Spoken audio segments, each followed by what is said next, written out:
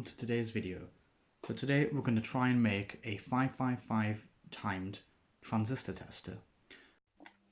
Firstly, we better find out what a transistor actually is and what it does.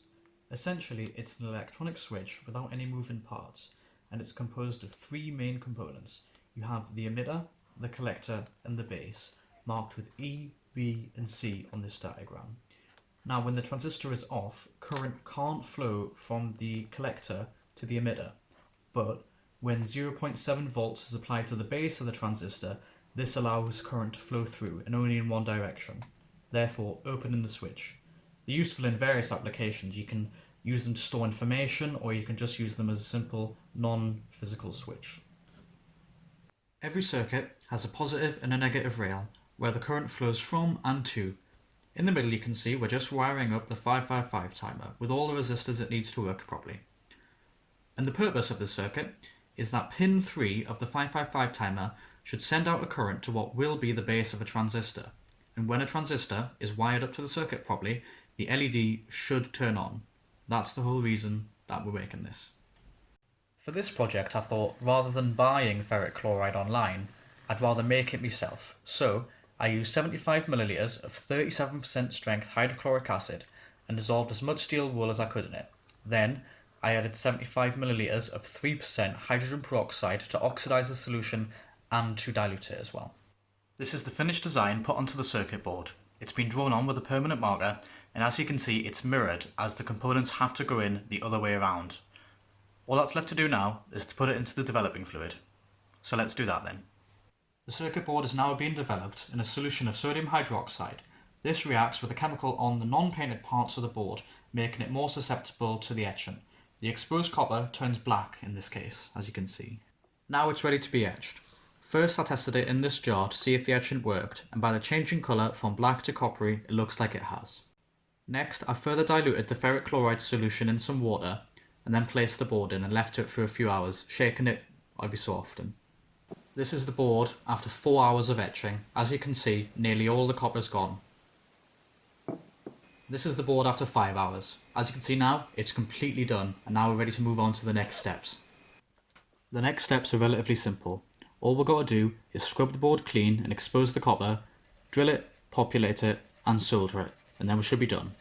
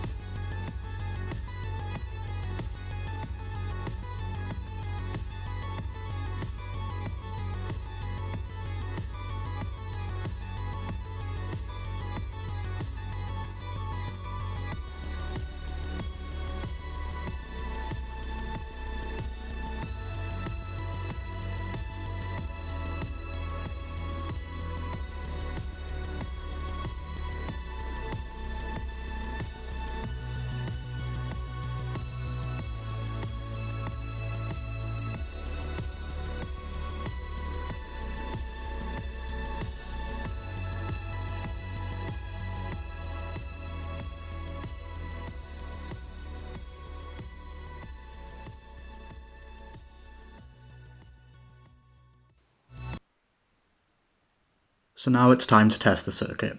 Firstly, we're going to test it on PNP transistors. So this is a known broken PNP transistor. So hopefully the light shouldn't stay on. So the flash as I put it in, but overall the LED stays off. Now it's time to try a known working one.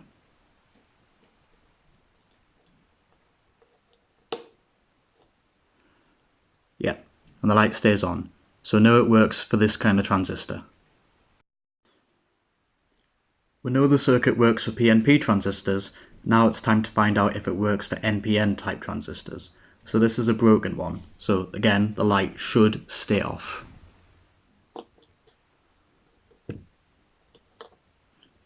Yep, good, the light stays off. Now it's time to try a known working type.